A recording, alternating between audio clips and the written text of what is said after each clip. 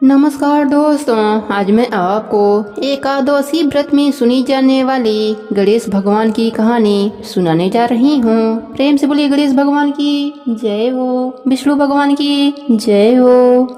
बहुत समय पहले की बात है। एक गांव में एक बुढ़िया माई अपने परिवार के साथ रहती थीं। बुढ़िया माई विष्णु भगवान की परम भक्त थीं। वह हमेशा दोनों पक्षों की एकादशियों का व्रत करती और कथा सुनती थीं। उन्होंने कभी भी व्रत में गणेश भगवान की कथा न कही न सुनी। इस कारण से उनका व्रत अधूरा रह गया। पर बुढ़िया माई को इस बात का पता नहीं था। उनको लगता था कि वह तो पूरा व्रत कर रही हैं और उनके व्रत के पुण्य से उनको वैकुंठ लोक की प्राप्ति जरूर होगी।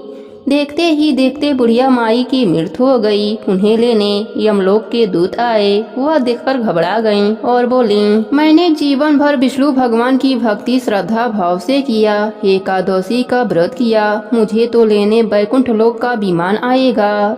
मैं आपके साथ नहीं चलूंगी। इतना कहकर बुढ़िया माई रोने लगीं और विष्णु भगवान को पुकारने लगीं। विष्णु भगवान गरुड़ पर सवार होकर बुढ़िया माई के पास आए और बोले, बुढ़िया माई, तूने तो पूरी श्रद्धा से व्रत किया, पर तुमने व्रत में कभी भी गणेश भगवान की कथा न कही न सुनी। इस कारण तेरा व्रत अधूरा है। बुढ़िया माई विष्णु भगवान से जीवन दान मांगने लगी ताकि वह एकादशी व्रत करके उसका पूरा पुण्य प्राप्त कर सके। इस प्रकार बुढ़िया माई को विष्णु भगवान ने 2 साल के लिए फिर जीवित कर दिया। अब बुढ़िया माई जीवित होते ही गणेश भगवान का नित्य नियम करना चालू कर दिया। एकादशी व्रत करती तो एकादशी व्रत की कथा सुनती और अंत में गणेश भगवान की कथा सुनने लगी। इस प्रकार से 2 साल में 4/11 बुढ़िया माई ने पूरा कर लिया। गणेश भगवान की कृपा से एकादशी व्रत का पूरा पुण्य बुढ़िया माई को प्राप्त हुआ। बुढ़िया माई की तपस्या से गणेश भगवान प्रसन्न हुए और बुढ़िया माई के सामने प्रकट होकर बोले, बुढ़िया माई, तुमने मेरे नित्य नियम के साथ ही व्रत में श्रद्धा पूर्वक कथा सुनी है, इसलिए मैं तुम पर अत्यंत प्रसन्न हूँ। मैं तुम्हें आशीर्वाद देता हूँ कि जब तक यह पृथ्वी रहेगी तब तक तुम्हारी इस तपस्या का गुणगान लोग करते रहेंगे। साथ ही एकादशी व्रत में तुम्हारी इस भक्ति की कथा को जो भी मनुष्य प्रेम पूर्वक सुनेगा उसको व्रत का संपूर्ण फल प्राप्त होगा। गणेश भगवान बुढ़िया माई पर प्रसन्न होकर बुढ़िया माई का घर अन्य धन से भर दिया। साथ ही रिद्धि सिद्धि का आवास करके अंतर ध्यान हो गए। 2 साल बीतने पर बुढ़िया माई की मृत्यु हुई। इस बार उन्हें लेने वैकुंठ लोक का विमान आया। बुढ़िया माई को पूरे मान सम्मान के साथ वैकुंठ लोक ले जाया गया। इस प्रकार गणेश भगवान की कृपा से बुढ़िया माई का घर अन्य धन से भर गया और मरने के बाद वैकुंठ लोक का सुख मिला। हे गणेश जी महाराज, जैसे आपने बुढ़िया माई पर प्रसन्न हुए, बुढ़िया माई के व्रत को पूर्ण किया, उसके घर को अन्य धन से भर दिया, वैसे ही एकादशी व्रत करने वालों को भी पूरा फल देकर उनका घर अन्य धन से भर देना। कहानी अधूरी हो तो पूरी करना, पूरी हो तो मान रखना। प्रेम से बोलिए गणेश भगवान की जय हो। बहुत पुरानी बात है। एक गांव में एक मालिन रहती थी। उसके पति का स्वर्गवास हो चुका था। उसका एक 4 साल का पुत्र था। उसकी सास कठोर हृदय की स्त्री थी। वह बहू को बहुत तकलीफ देती थी। एक दिन सास बहू और पोते को घर से निकाल दिया। वह दोनों रोते हुए चलते चलते एक जंगल में पहुंच गए। वहाँ एक बड़े पेड़ के नीचे बैठ गए। वहाँ से थोड़ी दूर पर एक गणेश भगवान का मंदिर था। वहाँ बहुत लोग गणेश भगवान के दर्शन करने आते थे। दर्शन करके गणेश भगवान को प्रसाद चढ़ाते थे। फिर वह प्रसाद सबको बांट देते थे। इस प्रसाद से माँ बेटे का गुजारा होने लगा। दोनों माँ बेटे गणेश भगवान के पूजा पाठ में लग गए। एक दिन उन्होंने सोचा क्यों ना हम भी जंगल से फूल लाकर बेचें। वह रोज जंगल से फूल लाकर उसकी माला बनाकर बेचने लगे। साथ में पूजा की सामग्री और प्रसाद भी बेचने लगे। इससे उनको आमदनी होने लगी। गणेश भगवान की कृपा से आमदनी बढ़ने लगी। जल्दी ही उन्होंने एक मकान और एक दुकान बना लिया।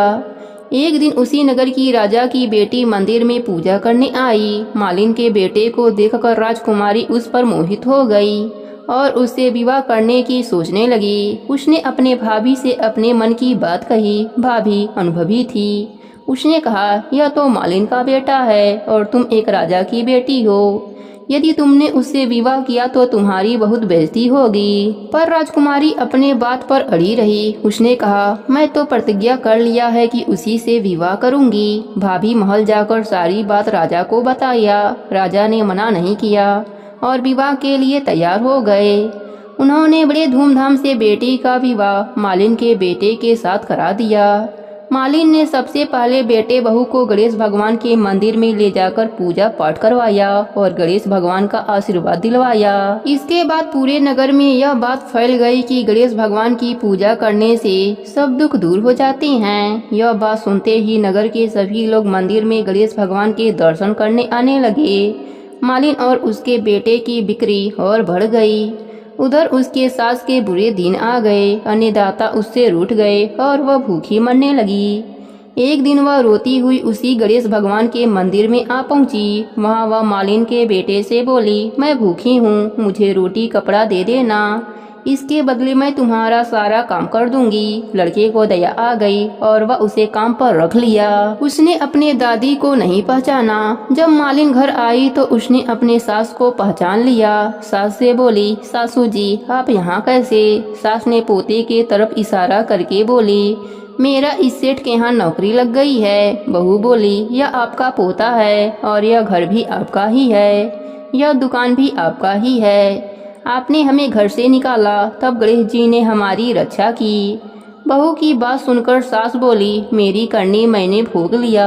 बहू बोली, सासू जी अब आप हमारे यहाँ रहो और पोते का सुख देखो। हे गणेश जी महाराज, जैसा सुख आपने मालिन को दिया वैसा ही सुख सबको देना। सब पर अपनी कृपा बनाए रखना। कहानी अधूरी हो तो पूरी करना, पूरी हो तो मान रखना। सबके व्रत को पूर्ण करना। प्रेम से बोले गणेश भगवान की जय हो। एकादशी माता की जय हो। बहुत समय पहले की बात है। एक गांव में एक भाई बहन रहते थे। भाई बहुत गरीब था पर उसकी बहन पैसे वाली थी। जब बहन के ननद का विवाह था तब बहन ने न अपने भाई को विवाह में आने का निमंत्रण दिया और न ही कोई चिट्ठी भेजी। भाई को बाहर वाले से पता चला कि उसके बहन के ननद का विवाह है। भाई ने गांव वालों को बताया। तब गांव वालों ने अपने घर से चुनरी, बिछिया और साड़ी जैसा जिनसे बन पड़ा कन्या के लिए दिया। भाई सारा सामान लेकर बहन के गांव पहुंचा। बहन के घर जाने पर बहन की देवरानी बोली, भाभी जी आपके भाई आए हैं। बहन ने पूछा, कैसे आए हैं और क्या पहना है? देवरानी ने कहा, पैदल आए हैं, फटी पगड़ी फटी धोती पहने हैं। बहन बोली, मेरे ससुर हवेली के सामने दुकान में बैठे हैं, मुझे शर्म आती है। भाई को बोलो पीछे के दरवाजे से आए। भाई के आते ही बहन ने भाई को एक कमरे में बंद कर बाहर से ताला लगा दिया। एक तरफ लड़की का विवाह हो रहा था, गाजे बाजे बज रहे थे, अतिथियों को भोजन कराया जा रहा था और दूसरी तरफ भाई को कोई भी पानी तक पूछने वाला न था। भांजे की बहू को दया आई और उसने दरवाजा खोल दिया। दरवाजा खुलते ही भाई वहां से भागा। 2 दिनों से भूख प्यास के कारण उसे चक्कर आने लगे। रास्ते में गणेश जी का मंदिर था, वहां जाकर गिर गया। रोते रोते गणेश जी को अपनी व्यथा सुनाई और बोला, आज मेरी गरीबी के कारण से मेरी सगी बहन ने मुझे धिक्कार दिया। घर जाने पर जब मेरी पत्नी पूछेगी कि विवाह से क्या मिठाई लेकर आए हैं तो मैं क्या जवाब दूंगा। गणेश जी को उस पर दया आ गई और वह बोले, मेरे बगीचे से ककड़ी और तरबूज तोड़कर ले जा। भाई ने ककड़ी तोड़कर झोला भर लिया और अपने घर गया। घर जाते ही बच्चों ने पूछा, पिताजी बुआ के यहाँ से हम लोगों के लिए क्या लाए हैं? झोला खोलते ही छोटे तरबूज सोने के गेंद में बदल गए। बाकी तरबूज काटे तो उनमें से हीरे मोती निकले। पत्नी बोली, आप बहन के घर से इतना कुछ क्यों लाए? आपकी बहन ने हम लोगों को बहुत ज्यादा दे दिया है। भाई ने कुछ भी जवाब नहीं दिया। गणेश भगवान की कृपा से उनके दिन बदल गए। भाई का काम धंधा जोरों से चलने लगा। धीरे धीरे गहने बने, रहने के लिए मकान बन गया। पत्नी बोली, ननद जी को बुलाकर लाओ। भाई नए कपड़े नए जूते पहनकर रथ में बैठकर बहन को लेने गया। देवरानी बोली, भाभी जी आपके भाई आए हैं। बहन ने पूछा, कैसे आए हैं और क्या पहना है? देवरानी बोली, रथ में बैठकर खूब ठाट बाट से आए हैं। बहन बोली, मेरे भाई को बोलो कि हवेली के सामने से आए, मेरे ससुर देवर जेठ देखेंगे। भाई का बहन ने खूब स्वागत किया। भाई बोला, मैं तुम्हें लेने आया हूँ। बहन बोली, मुझे भी बहुत दिन हो गए हैं, चलो मैं चलती हूँ। भाई बहन को लेकर अपने घर आया। भाई और उसकी पत्नी ने बहन का खूब आदर सत्कार किया। जो चीजें मांगी सब बनवा कर दिया। बहन बोली, भाई मुझे जूती चाहिए। भाई ने मोची को बुलाया और कहा, मेरी बहन के लिए ऐसी जूती बनाओ जो मुँह से बोले। भाई ने बहन को बहुत सारा धन देकर विदा किया, पर अभी तक वह जूती नहीं आई थी। बहन रवाना होने लगी, तब मोची जूतियाँ लेकर आया। बहन की जूती पहनते ही जूतियाँ बोली, निर्धन भाई की पैसे वाली बहन, गणेश जी का बगीचा नहीं होती तो आज क्या करती बहन। तब भाई की पत्नी ने पूछा, यह कहाँ से आवाज आ रही है। भाई ने कहा, सुबह का समय है, कोई जीव जंतु बोल रहा होगा। भाई ने घोड़े गाड़ी को जल्दी जाने के लिए कहा। बहन के जाते ही पत्नी जिद करके बैठ गई कि जूतियाँ क्या बोल रही थीं। पति ने अपनी पूरी अब बीती सुनाई कि कैसे बहन ने मुझे 2 दिन भूखा रखा, कमरे में बंद कर दिया था। भांजे की बहू ने दरवाजा खोला, तब मैं बाहर आया और गणेश जी के शरण में जा पहुंचा। गणेश जी की कृपा से हमारे दिन बदले हैं। उसने अपने पत्नी को सारी बात बताई। तब पत्नी बोली, अगर मुझे पहले मालूम होता तो मैं आपकी बहन को कुछ नहीं देती, मेरा दिया हुआ सब कुछ वापस लेकर आओ। तब पति बोला, सुहासिनी के आशीष से ही हमें गणेश भगवान ने सब दिया है।